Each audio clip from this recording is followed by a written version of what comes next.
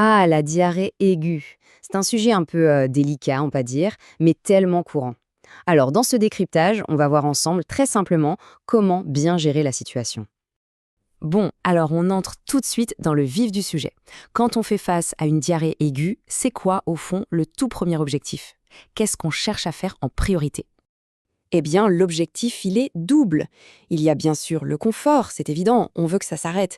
Mais le plus important, c'est vraiment la sécurité. Il faut absolument éviter que ça ne se complique. Concrètement, ça veut dire quoi? Ça veut dire qu'on veut réduire la fréquence des selles, oui, mais, et ça, c'est le point crucial, on veut surtout prévenir la déshydratation. C'est vraiment ça le risque principal, le danger numéro un. C'est la déshydratation qui peut causer des soucis sérieux, surtout chez les personnes les plus fragiles. Et pour ça, avant même de penser à ouvrir l'armoire à pharmacie, la base de tout, le fondement, c'est l'hydratation et l'alimentation. C'est par là qu'il faut commencer. Voilà, c'est dit noir sur blanc, la priorité absolue, c'est de bien s'hydrater et de faire attention à ce qu'on mange. Tout le reste vient après. C'est vraiment la pierre angulaire de la prise en charge. Alors, en pratique, ça donne quoi? Eh bien, on va privilégier des choses toutes simples, des aliments qui ne vont pas agresser l'intestin.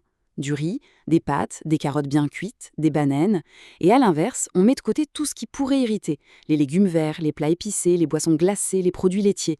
L'idée, c'est vraiment de mettre le système digestif en mode pause, de le laisser récupérer tranquillement. Mais attention, bien s'hydrater, ça ne veut pas dire boire n'importe quoi. Pour être vraiment efficace, il y a les solutions de réhydratation orale. Ce sont des petits sachets qu'on trouve en pharmacie, avec un mélange très précis de sucre et de sel.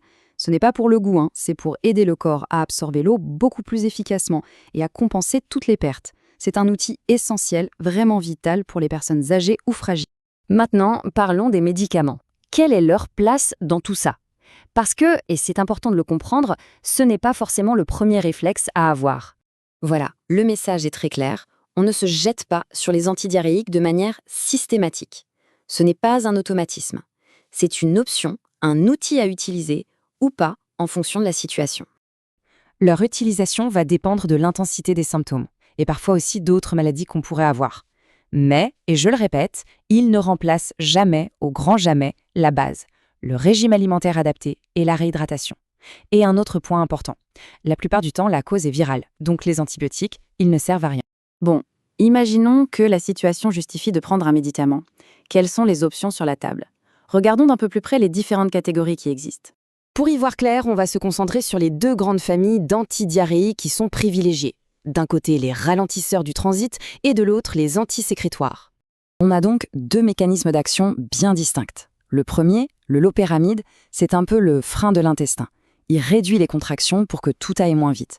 Le second, le racécadotril, lui, il s'attaque à la cause de la diarrhée aqueuse. Il réduit cette hypersécrétion d'eau dans l'intestin. Mais attention, ils ne sont pas interchangeables et il y a des précautions à prendre. Par exemple, le loperamide est à utiliser avec prudence en cas de fièvre ou de sang dans les selles. Et pour le racécadotril, il faut être vigilant si on prend déjà des médicaments pour l'hypertension de la famille des IEC à cause d'un risque, rare mais sérieux, d'angioedème. Alors, pour que ce soit plus parlant, loperamide, on le trouve sous des noms comme Imodium caps, Diarétil ou bien sûr sous forme de nombres génériques. Et pour le racécadotril, les noms les plus connus sont par exemple Thiorphan ou Diarfix, et là aussi, il existe de nombreux génériques. On entend aussi souvent parler des pansements digestifs, comme la diosmectite. C'est une sorte d'argile qui vient tapisser la paroi de l'intestin et absorber les gaz. Ça peut aider pour le confort, c'est vrai. Mais il y a un mais très important, ça ne réduit absolument pas le risque de déshydratation. C'est un traitement d'appoint, pas plus. Et enfin, il y a les probiotiques. L'idée, c'est de réensemencer l'intestin avec de bonnes bactéries pour restaurer la flore. Pourquoi pas? Mais il faut savoir que pour l'instant, leur efficacité dans le cas précis de la diarrhée aiguë n'est pas clairement démontrée. On peut les considérer comme un complément, mais sans en attendre de miracle. Bon, on a vu pas mal de choses. Si on devait résumer tout ça, pour avoir un plan d'action vraiment clair en tête, ça donnerait quoi? On peut imaginer une sorte de pyramide des priorités. À la base, le plus large, le plus important, l'étape numéro 1, s'hydrater. C'est non négociable, il faut compenser les pertes en eau et en sel. Juste au-dessus, étape 2, adapter l'alimentation. On met l'intestin au repos avec des aliments simples. Et seulement tout en haut de la pyramide, en dernier recours et avec prudence, l'étape 3, envisager les médicaments. C'est vraiment dans cet ordre qu'il faut penser. Et finalement, cette approche, elle est intéressante au-delà de ce seul sujet, non?